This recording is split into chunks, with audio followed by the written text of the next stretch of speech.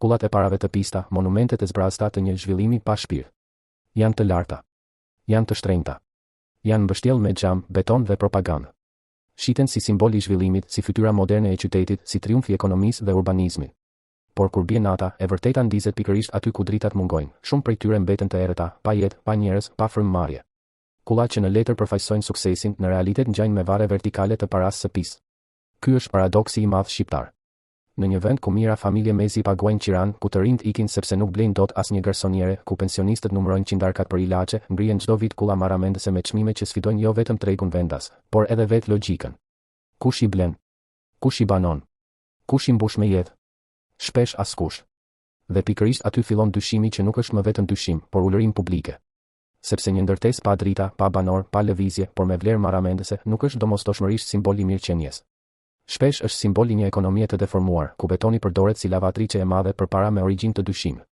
Qyteti nuk ndërtohet më për qytetarin, por për kapitalin anonim. Jo për familjen që kërkon shtëpi, por për interesin që kërkon pastrim. Dhe kështu, qendra e kryeqytetit e shumë zonave të tjera nuk rritet si hapësirë jetese, por si ekspozit luksi bosh. Në fasadë shfaqet zhvillimi.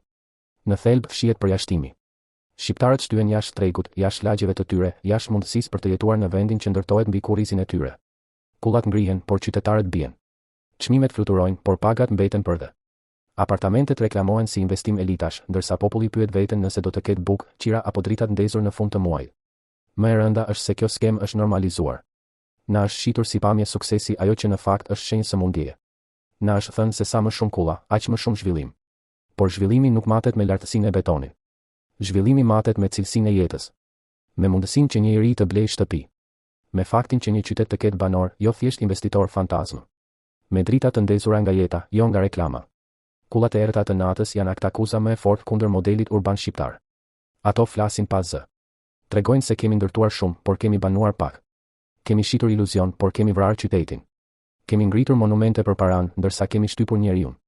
Dhe pyetja që duhet bërë nuk është sa kate ka kulla e radhës. Pyetja është, sa e pastër është paraja që e ngriti? Sa shqiptar u përjashtuan që ajo të ngrihej? Sa jetë reale mungojnë pas atyre xhamave që natën mbeten të zinë? Sepse një qytet me kulla të errëta nuk është qytet që po lulëzon.